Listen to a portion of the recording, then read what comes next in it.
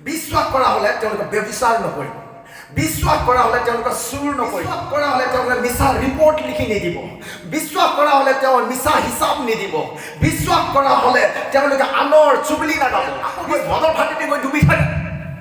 মদ খোৱাটো তেওঁলোকৰ পাপ নিচিনা নালাগে। আন কিছুমানে কয়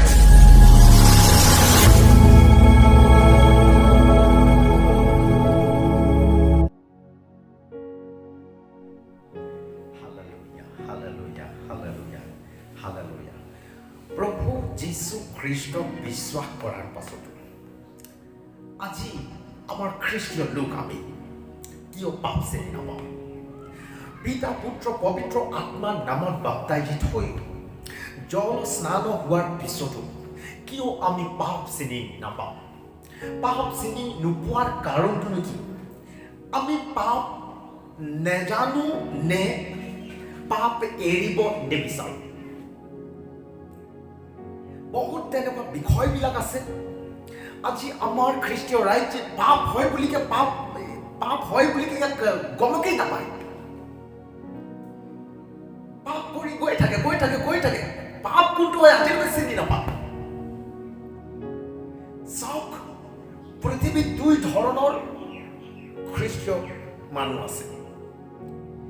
এটি খ্ৰীষ্টীয় মানুহ, এটি খ্ৰীষ্টীয় লোক, তেওঁলোকে চিন্তা কৰে সদায় ঈশ্বৰৰ বাক্যৰ অনুসাৰে চলো, সদায় ঈশ্বৰক ভজনা স্তুতি প্ৰশংসা কৰি চলো, সদায় ঈশ্বৰক সন্তুষ্ট কৰি চলো।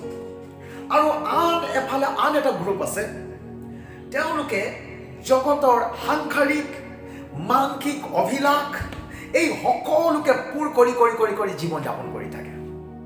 এতিয়া সাংসাৰিক অভিলাষ মানসিক জীৱন যাপন যেতিয়া কৰোঁতে এনেধৰণৰ কিছু পাপবিলাক কৰি পায়, মানুহে একো বুজিয়ে নাপায়, চিনিও নাপায়, কৰি গৈ থাকে।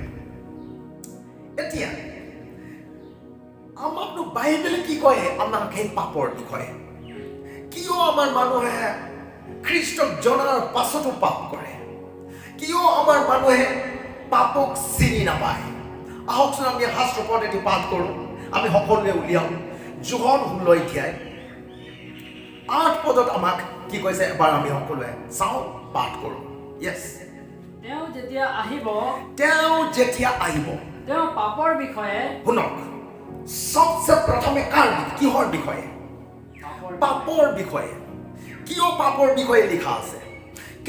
তেওঁ যেতিয়া আহিব, তাৰ মানে প্ৰভু যীশু খ্ৰীষ্ট যেতিয়া স্বৰ্গলৈ গুচি যোৱাৰ পিছত তেওঁ কৈছে মই নগলে তোমালোকলৈ সেই সহায়কৰ্তা নাহিব।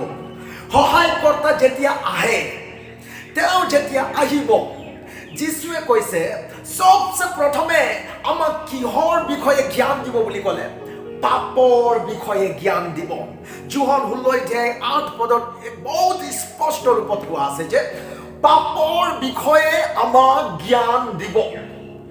আৰু আজি আমি প্ৰভু যীশু খ্ৰীষ্টক বিশ্বাস কৰাৰ পাছত আমাৰ জীৱনত যদি আজিও পাপ হৈ আছে, তেতিয়াহ'লে এইটোৱে ক'ব লাগিব যে পবিত্ৰ আত্মা মোত অহা নাই, কিয়নো মই পাপ কৰি আছো। এইটোৱে আছে। কাৰণ পবিত্ৰ আত্মা যদি আপোনাৰ ওপৰত আহে, তেতিয়াতো নিশ্চয় আপুনি পাপ নকৰিব। এতিয়া পাপনো কি হয় চিনিকেই নাপায়। দ্বিতীয়তে কি কৈছে? ধাৰ্মিকতাৰ বিষয়ে। তৃতীয়তে আৰু সুদ বিচাৰৰ বিষয়ে জগতক দুখৰ প্ৰমাণ দিব। পবিত্ৰ আত্মা যেতিয়া আহিব, সবচে প্ৰথমে পাপৰ বিষয়, দ্বিতীয়তে ধাৰ্মিকতাৰ বিষয়, তৃতীয়তে এই জগতত তেওঁ যে ন্যায় বিচাৰ কৰিব, এদিন সুদ বিচাৰ হ'ব, ইয়াৰ বিষয়ে এজন মানুহ এই 3টা বিষয় জানিবই লাগিব। 3টা বিষয় মানুহৰ জীৱনত থাকিবই লাগিব। পাপ কৰোঁতে তেওঁৰ জ্ঞানত আহিব লাগিব যে এদিন মোৰ বিচাৰ হ'ব। পাপ কৰোঁতে তেওঁ জানিব লাগিব যে এদিন তেওঁ সুদ বিচাৰ কৰা যাব। পাপ কৰিলে তেওঁ বুজিব লাগিব যে তেওঁ ধাৰ্মিক জীৱন যাপন কৰা নাই। আৰু পবিত্ৰ আত্মা যেতিয়া আহিব, তেতিয়া পবিত্ৰ আত্মা এইয়ে দেখুৱাই সবচে প্ৰথমে পাপৰ বিষয়ে জ্ঞান দিব। আজি জানো আমি পাপ চিনি নোপোৱাৰ কাৰণটো কি? একেটাই, পবিত্ৰ আত্মা আমাৰ জীৱনত নাই।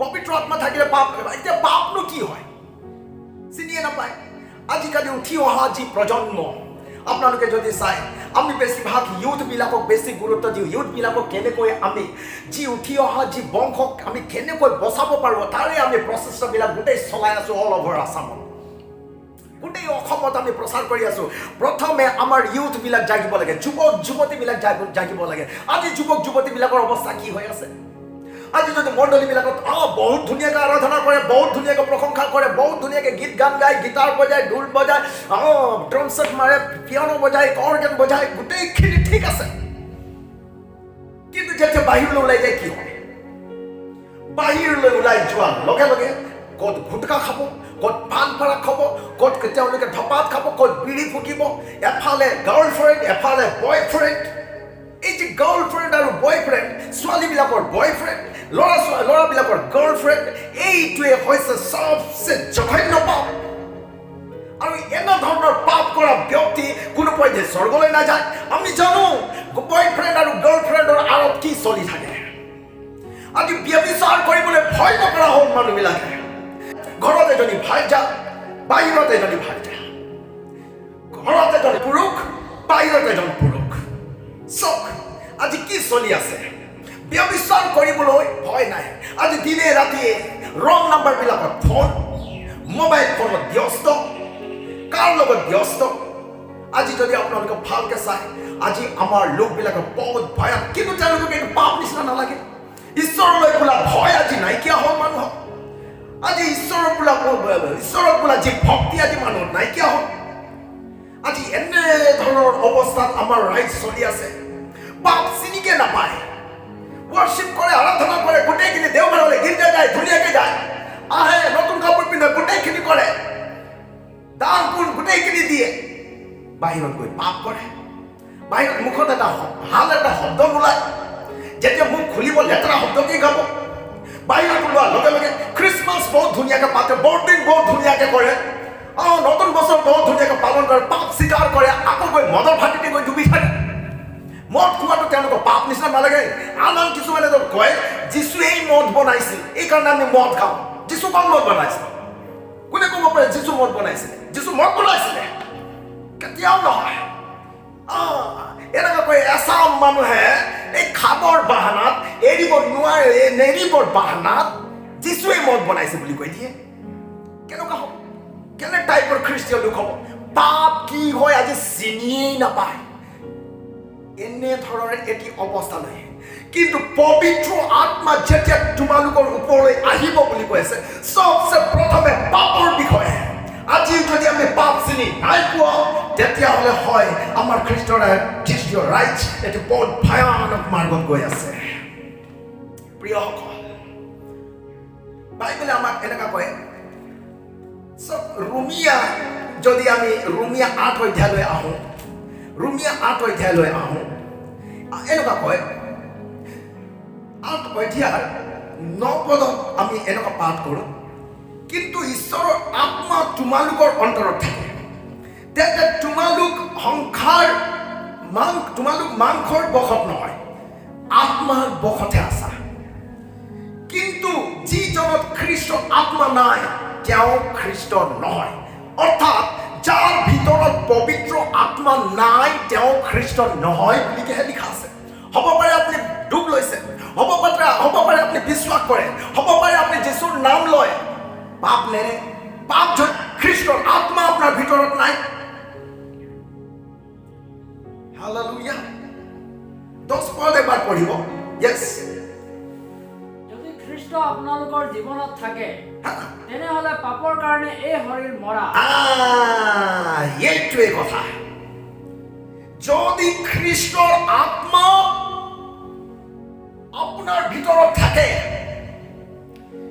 তেনেহ'লে পাপৰ সম্বন্ধে তুমি মৰা তোমাৰ এই শৰীৰ এই আত্মা এই প্ৰাণ পাপ কৰিব নোৱাৰে আৰু যদি পাপ কৰি আছে তেতিয়াহ'লে জানিব একেটাই কথা খ্ৰীষ্টৰ আত্মা তেওঁৰ ভিতৰত নাই পবিত্ৰ আত্মা যেতিয়া তোমালোকৰ ওপৰলৈ আহিব চবচে প্ৰথমে পাপৰ বিষয়ে জ্ঞান দিব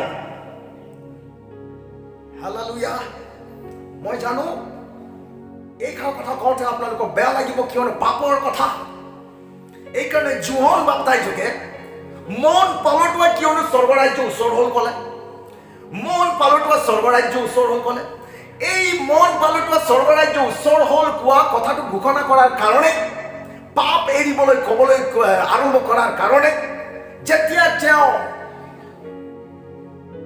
হেৰোদ ৰজাৰ বাংলাত ঘৰত যেতিয়া গ'ল, ঘৰত গৈ হেৰোদ ৰজাক ক'লে, হেৰোদ ৰজা পাপ এৰিব লাগিব, পাপ এৰিব লাগিব কোৱাৰ কাৰণে জোহন জেইলত যাব লগা হ'ল। জোহন বাপ্তাইজক জেইলত কেৱল নহয়, তেওঁৰ ডিঙিও গুচি যাব লগা হ'ল। কাৰণ পাপৰ বিষয়ে যেতিয়া মানুহক ঘোষণা কৰা যায়, মানুহে ভাল নাপায়। তেওঁলোকক কি ঘোষণা কৰিব লাগে?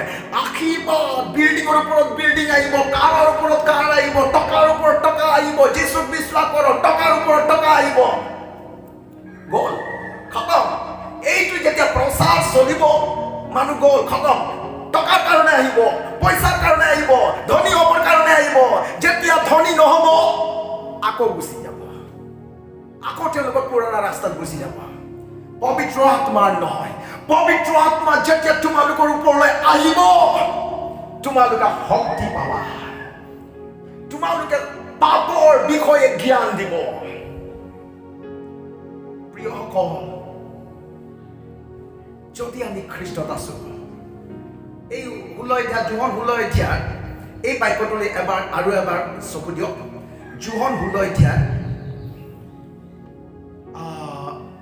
9 পদত এনেকুৱা কৈছে, এবাৰ পঢ়িব। জোহন 16 অধ্যায় 9 পদ। তেওঁ পাপৰ সম্পৰ্কত চেতনা দিব। তেওঁ পাপৰ বিষয়ে, পাপৰ বিষয়ে, কিয়নো তেওঁবিলাকে মোক বিশ্বাস নকৰে। এনেকুৱা কৈছে, যেতিয়া তোমালোকৰ ওপৰত পবিত্ৰ আত্মা আহিব, পবিত্ৰ আত্মা আহি পাপৰ বিষয়ে জ্ঞান দিব বুলি কোৱা আছে, প্ৰমাণ দিব কোৱা আছে। 9 পদত কোৱা আছে পাপৰ বিষয়ে, কিয়নো তেওঁবিলাকে মোক বিশ্বাস নকৰে। এনেই ক'ব, আমি বিৰাট বিশ্বাস কৰোঁ যীচু, আমি একদম বিৰাট ভাল পাওঁ যীচু, নহ'লে আমি চলিবই নোৱাৰোঁ। এনেকুৱাও কোৱা মানুহবিলাক আছে আৰু খুব পাপ কৰে, পাপ এৰিব নিবিচাৰে, পাপকে চিনি নাপায়।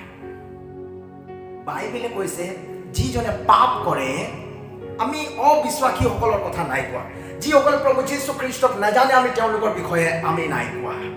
আমি বিশ্বাসীবিলাকৰ বিষয়ে কৈছো, যিসকল নেকি প্ৰভু যীশু খ্ৰীষ্টক জানিও ঈশ্বৰৰ বাক্য কি কৈছে চব পাপৰ বিষয়ে, কিয়নো তেওঁবিলাকে মোক বিশ্বাস নকৰে। মুখত কয় কিন্তু বিশ্বাস নকৰে, যীশুৱে কয়। কাৰণ বিশ্বাস কৰা হ'লে তেওঁলোকে পাপ নকৰিব, বিশ্বাস কৰা হ'লে তেওঁলোকে ব্যভিচাৰ নকৰিব, বিশ্বাস কৰা হ'লে তেওঁলোকে চুৰ নকৰিব, বিশ্বাস কৰা হ'লে তেওঁলোকে মিছা ৰিপৰ্ট লিখি নিদিব, বিশ্বাস কৰা হ'লে তেওঁ মিছা হিচাপ নিদিব, বিশ্বাস কৰা হ'লে তেওঁলোকে আনৰ চুগলি নাগাব, বিশ্বাস কৰা হ'লে তেওঁলোকে আনৰ বিৰুদ্ধে কথা নাপাতিব, বিশ্বাস কৰা হ'লে তেওঁলোকে কাৰো লগত কাজিয়া পেচাব নকৰিব, বিশ্বাস কৰা হ'লে তেওঁলোকে কাৰো হিংসা নকৰিব, বিশ্বাস কৰা হ'লে তেওঁলোকে কাকো দুখ নিদিব, বিশ্বাস কৰা হ'লে তেওঁলোকে মদ নাখাব, বিশ্বাস কৰা হ'লে তেওঁলোকে ঈশ্বৰৰ পৰা বাহিৰলৈ ওলাই গুচি নাযাব। যদিহে বিশ্বাস কৰে, বিশ্বাস কৰা সকলৰ ওপৰত পবিত্ৰ আত্মা নামি আহে। পবিত্ৰ আত্মা যেতিয়া আহে, সবচে প্ৰথমে পাপৰ বিষয়ে জগতৰ দুখৰ প্ৰমাণ দিব। আজি যদি আমি পাপ কৰি আছো প্ৰিয়সকল, আজি যদি আমি পাপত চলি আছো, আজি প্ৰভু যীশু খ্ৰীষ্টই কয় তোমালোক ঘূৰি আহা, ঘূৰি আহা, পাপ নকৰিবা। যীশুৱে কয় মই পাপ সকলো ক্ষমা কৰিম, যীশুৱে কয় ক্ষমা কৰিম। ইব্ৰী কিতাপত যদি আমি 10:26 পদত আমি পঢ়ো, তাত এনেদৰে লিখা আছে, তাত এনেদৰে লিখা আছে। আমি যদি জানি শুনিও এবাৰ পঢ়ি দিলে ভাল পাম। ইয়েছ, এবাৰ পঢ়ি দিয়ক। যদি সত্যৰ তত্ত্ব জ্ঞান হোৱাৰ পাছতো চক, যীশু খ্ৰীষ্ট কৈছে ময়ে সত্য, বাট আৰু জীৱন।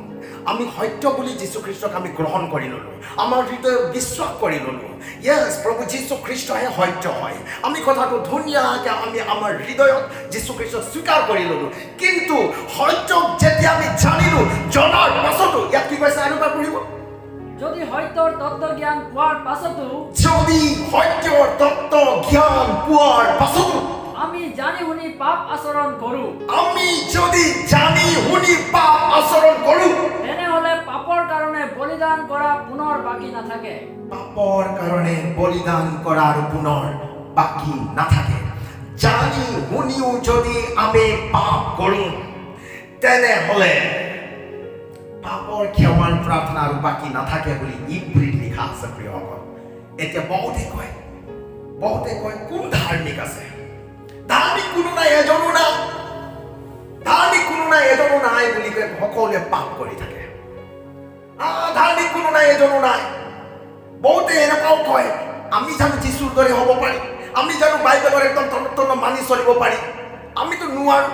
এইবিলাক বলহীনতা কথাবিলাক, অবিশ্বাসী কথাবিলাক লৈ তেওঁলোকে কি কৰে, পাপ কৰি থাকে। তাৰমানে ইয়াৰ অৰ্থ একেটাই বুজায়, তাৰমানে এওঁ পাপ এৰিব নিবিচাৰে। এনেকুৱা কোৱা ব্যক্তিবিলাকক আপোনালোকে জানি ল'ব, এওঁ পাপ এৰিব বিচৰা নাই। পাপ এৰিব নিবিচৰাৰ কাৰণ একেটাই, পবিত্ৰ আত্মা তেওঁৰ হৃদয়ত নাই। যদি পবিত্ৰ আত্মা অৰ্থাৎ খ্ৰীষ্টৰ আত্মা তেওঁৰ হৃদয়ত নাই, তেতিয়াহ'লে তেওঁ যীশু খ্ৰীষ্টৰে তেওঁ মোৰ নহয়। যদি তেওঁৰ ভিতৰত পবিত্ৰ আত্মা নাই, যদি তেওঁ পাপ এৰিব নিবিচাৰে, যীশুৱে কৈছে মোক তেওঁ বিশ্বাস নকৰে। এইটোৱে ইয়াৰ সাৰ। প্ৰিয়সকল, ঈশ্বৰৰ বাক্য আমি বহুত কাল শুনি আছো। আজি এইবিলাক বাক্য শুনোতেও আমাৰ হৃদয় অলপ জাগেনে যে যীশু খ্ৰীষ্টৰ আগমন একেবাৰে ওচৰত। আগমনৰ সময়ত পবিত্ৰ আত্মাকো যে ইয়াৰ পৰা তুলি লৈ যোৱা হ'ব, আমি জানোনে? তাৰপিছত পবিত্ৰ আত্মা নাই আৰু আপোনাক গাইড কৰিবলৈ কোনো নাথাকে। যীশুও নাই, পবিত্ৰ আত্মাও নাই। আহিব এণ্টি খ্ৰাইষ্টে আপোনাক গাইড কৰিব। এণ্টি খ্ৰাইষ্ট আপোনাৰ কপালত, আপোনাৰ হাতত মোহৰ মাৰিব, আপোনাক চিল কৰি ল'ব। ইফিছিয়া 4:30 কৈছে মুক্তিৰ আত্মা, পবিত্ৰ আত্মাৰ মুক্তি দিনৰ কাৰণে আমাক মোহৰ মৰা হ'ল। এবাৰ পঢ়ি দিব ইফিছিয়া 4:30 আমাক এনেকুৱা কৈছে। মুক্তি দিনৰ অৰ্থে ঈশ্বৰৰ যি পবিত্ৰ আত্মা, মুক্তি দিনৰ অৰ্থে ঈশ্বৰৰ যি পবিত্ৰ আত্মা আপোনালোকক মোহৰ মৰা হ'ল। আমাৰ সকলোকে মোহৰ মাৰা হ'ল। পবিত্ৰ আত্মা ওপৰৰ পৰা আহিছিল, মোহৰ মাৰিলে আমাক। যেতিয়া পবিত্ৰ আত্মাক তুলি দিয়া হ'ব, লগতে আপোনাকো ওপৰলৈ তুলি নিয়া হ'ব। এইটোৱে কৈছে। আৰু এটা মোহৰ আছে, প্ৰকাশিত বাক্য 13:16 এবাৰ পঢ়িব। এই মোহৰটো কিহৰ মোহৰ? আৰু যাৰ পবিত্ৰ আত্মাৰ মোহৰ নাই, তেওঁ এই মোহৰটো ল'বই লাগিব। পঢ়িব। তাতে সি গুৰুত্বহীন আৰু ক্ষমতাশালী, ধনী আৰু দৰিদ্ৰ, স্বাধীন আৰু দাস, প্ৰত্যেকৰে সোঁহাতত বা কপালত এটা বিশেষ চিহ্নৰ ছাপ ল'বলৈ বাধ্য কৰালে। বিশেষ চিহ্নৰ ছাপ ল'বলৈ বাধ্য কৰালে। চক প্ৰকাশিত বাক্যত এটা ছাপ আমাক দিয়া আছে। ইফিছিয়াত আমাক এটা ছাপ দিয়া আছে। আমাক কোনটো ছাপ লাগে? প্ৰকাশিত বাক্যত লিখা ছাপ তাক বাধ্য কৰালে বুলি লিখা আছে। ল'বই লাগিব, নল'লে না বেচা কিনা কৰিব পাৰে, না পৃথিৱীত থাকিব পাৰে। যদি পবিত্ৰ আত্মাৰ ছাপ আপোনাৰ ওপৰত নাই, আপুনি যদি খ্ৰীষ্টৰ নাই, খ্ৰীষ্টৰ আত্মা যদি আপোনাৰ ভিতৰত নাই, প্ৰভু যীশু খ্ৰীষ্টক যদি আপুনি বিশ্বাস নকৰে, তেন্তে আপুনি সেই ছাপ ল'বই লাগিব। আৰু সেই ছাপ ক'ৰ পৰা আহিছে বুলি ক'লে, সেই ছাপ দিয়াজন ক'ৰ পৰা আহিছে বুলি ক'লে, যিজনে নেকি পবিত্ৰ আত্মাৰ মোহৰ আমাৰ মাথাত মাৰা আছে, সেই ছাপ তেওঁ যদি ওপৰৰ পৰা আহি পেলাই দিছে, তেতিয়াহ'লে এই প্ৰকাশিত বাক্যৰ যি ছাপ এইজন অগাধ ঠাইৰ পৰা আহিছে বুলি 17 অধ্যায় প্ৰকাশিত বাক্যত লিখা আছে 8 পদত। এই অগাধ ঠাইৰ পৰা, তাৰ মানে পাতালৰ পৰা যেতিয়া সি যাব, তেতিয়া আপোনাকো পাতাললৈ লৈ যাব। তাৰ মানে পাতাল বুলি ক'লে নৰক। প্ৰভু যীশু খ্ৰীষ্ট পবিত্ৰ আত্মা আমাক এইটো কাৰণে দিয়া আছে আমি যেন স্বৰ্গলৈ যাওঁ খ্ৰীষ্টীয় ৰাজ্য প্ৰভু যীশু খ্ৰীষ্টই আমাক এই পৃথিৱীত ঐশ্বৰ্যৱান হৈ জীৱন যাপন কৰিবলৈ বহুত ধন সম্পদ কোটি কোটি টকা আমাক ইনকাম কৰি জীয়াই থাকিবলৈ একদম আমি প্ৰাৰ্থনা কৰিলে চমৎকাৰ হৈ যাব লাগে এইটোৰ কাৰণে জীয়াই থাকিবলৈ পবিত্ৰ আত্মা দিয়া হোৱা নাই পবিত্ৰ আত্মা দিছে একেটা কাৰণে আমি যেন স্বৰ্গলৈ যাওঁ আজি আপোনালোকে আমি অসমৰ ৰাইজ আমি প্ৰিয় বিশ্বাসী ভাই ভনীসকল আমি স্বৰ্গলৈ যামনে যদি আমি স্বৰ্গলৈ যাব বিচাৰোঁ আজি আমি মন পালটাম আজি আমি ঘূৰিয়াম আজি আমি যীশুৰ ওচৰলৈ চাম আজি আমাৰ পাপবিলাকক আমি ক্ষমা বিচাৰোঁ আমাৰ হৃদয়বিলাকক আমি আজি পশ্চাতাপ কৰোঁ আজি ঈশ্বৰক কওঁ প্ৰভু মই ঘূৰি আহিছোঁ প্ৰভু মই আৰু পাপ নকৰোঁ মই পাপত জীয়াই নাথাকোঁ তোমাৰ পবিত্ৰ আত্মা মোক দিয়া তোমাৰ পবিত্ৰ আত্মা মোক দিয়া আজি কিমানেই ক'ব পাৰিব তোমাৰ পবিত্ৰ আত্মা মোক দিয়া মোক পবিত্ৰ আত্মা লাগে মই আৰু পাপ নকৰোঁ মই আৰু পাপত নচৰোঁ কিয়নো মই নৰকলৈ যাব নিবিচাৰোঁ মই স্বৰ্গলৈ যাম যীশু আহিছে বেগাই আহিছে যীশুৱে কৈছে চোৱা মই চোৰৰ দৰে আহিছোঁ সময় কোনো নাজানে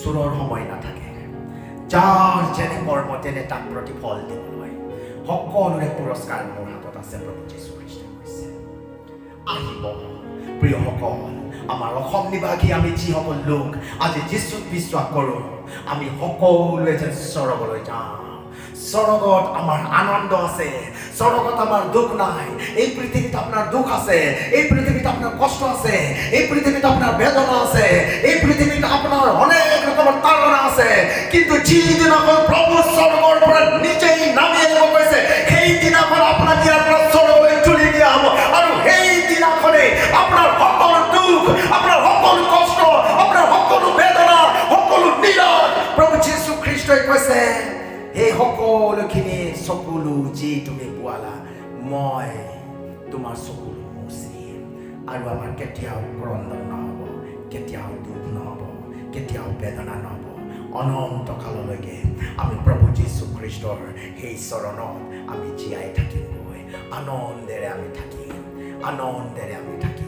যীশুৱে আপোনালোকক ভাল পায় যীশু আপোনালোকক প্ৰেম কৰে যীশু আপোনালোকক বিচাৰে সেইটোৰ কাৰণেহে ঈশ্বৰে আপোনালোকক মাতিছে সেইটোৰ কাৰণেহে ঈশ্বৰৰ পবিত্ৰ আত্মা আপোনালোকক দিয়া গৈ আছে সেইটোৰ কাৰণে ঈশ্বৰে আপোনালোকক পবিত্ৰ আত্মা দিয়ে প্ৰিয়সকল আপোনালোকে বেয়া নাপাব কিন্তু পবিত্ৰ আত্মাই যেতিয়া আমাক উদগায় আমি কথা ক'বই লাগিব আমি আপোনালোকৰ ইচ্ছাৰ অনুসাৰে কথা ক'ব নোৱাৰোঁ আমি পবিত্ৰ আত্মাৰ গাইডেন্স অনুসাৰে কথা ক'ব পাৰোঁ পবিত্ৰ আত্মাই আমাৰ সকলোকে বিচাৰে অসমৰ এটিও নিবাসী যাতে নৰকলৈ নাযায় আমি নৰকক পৰাজয় কৰিব লাগে আমি স্বৰ্গত জিকাব লাগে আমি যীশুক জয় দিব লাগে শয়তানক হৰুৱাব লাগে প্ৰিয়সকল আহক আমি সকলোৱে মিলি আমি শয়তানক হৰুৱাওঁ প্ৰভু যীশু খ্ৰীষ্টই কৈছে শয়তানক মই তোমাৰ ভৰিৰ তলত কৰি দিছোঁ শয়তানে তোমাৰ ওপৰত জয় কৰিব নোৱাৰে আৰু কেৱল বিচাৰ গছত দিবলৈ শয়তানৰ সকলো পৰাক্ৰমৰ ওপৰত মই তোমালোকক ক্ষমতা দিছোঁ অধিকাৰ দিছোঁ তাতে কোনোৱে তোমালোকৰ একো প্ৰকাৰে হাতি কৰিব নোৱাৰে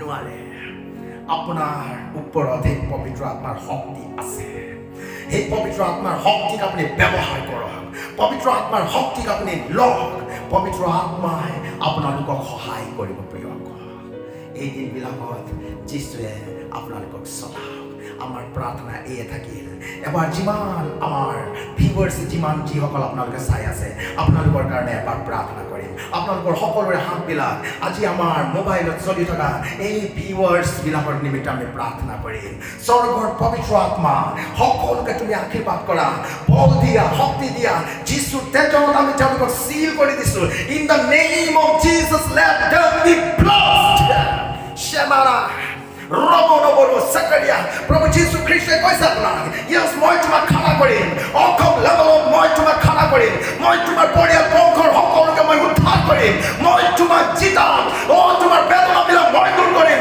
তোমাক আৰু কেতিয়াবা হাৰিবলৈ নিদিওঁ এতিয়াৰ পৰা পবিত্ৰ আত্মা তোমাৰ ওপৰলৈ আহিব তোমাক আৰু জয়যুক্ত জীৱন দিব তুমি কেতিয়াও হাৰি নাযাবা যীশুৰ তেজত তোমাক জয় দিয়া আছে চিন্তা নকৰিবা মোৰ প্ৰিয় ভাই চিন্তা নকৰিবা মোৰ প্ৰিয় ভনী যীশুৱে তোমাক প্ৰেম কৰে তোমাক বিচাৰে আজি যদি তুমি যীশুৰ সন্মুখত থিয় হৈ দিয়া সমৰ্পণ কৰি দিয়া যীশুৱে তোমাক বহুত আশীৰ্বাদ কৰিব পবিত্ৰ আত্মা তোমাৰ ওপৰলৈ আহিব তুমি শক্তি পাবা শক্তি পালে যিহুদীয়া চমৰীয়া আদি কৰি পৃথিৱীৰ শেষলৈকে তোমালোকৰ সাক্ষীবিলাক হ'বা আজি যি ঠাইত আপুনি থিয় হৈ আছে সেই ঠাইত জেৰুচালেম জেৰুচালেম তেতিয়ালৈকে এৰি নাযাবা যেতিয়ালৈকে তোমালোকৰ ওপৰলৈ শক্তি নামি নাহে আমাক শক্তি লাগে ঈশ্বৰৰ ৰাজ্য কৈছে কথাত নহয় শক্তিতে শক্তি আপোনালোকক লাগে তেতিয়াহে জেৰুচালেমত আপোনালোকে থাকিব পাৰিব জেৰুচালেমত শক্তি পোৱাৰ পিছতহে যিহুদীয়া চমৰীয়া পৃথিৱীৰ শেষলৈকে তোমালোকে মোৰ সাক্ষীবিলাক হ'বা আমি সকলোৱে সাক্ষীবিলাক হ'ম নে প্ৰিয়সকল আমি সকলোৱে সাক্ষীবিলাক হ'ব লাগে আমি সকলোৱে পবিত্ৰ আত্মাৰে পৰিপূৰ্ণ হৈ থাকিব লাগে আৰু উত্তেজিত হৈ থাকিব লাগে আমাৰ ভিতৰত জাগৰণ নামি আহি থাকিব লাগে ঈশ্বৰে বহুত ডাঙৰ জাগৰণ অসমলৈ আনিবলৈ গৈ আছে আমি আহি আছো আপোনালোকৰ ওচৰলৈ নিশ্চয় আহিম ঈশ্বৰৰ ডাঙৰ অনুগ্ৰহ আজি সকলোৰ ওপৰত থাকক থেংক ইউ এই বাক্যবিলাকৰ যোগেদি ঈশ্বৰে সকলোকে আশীৰ্বাদ কৰক মে গড ব্লেছ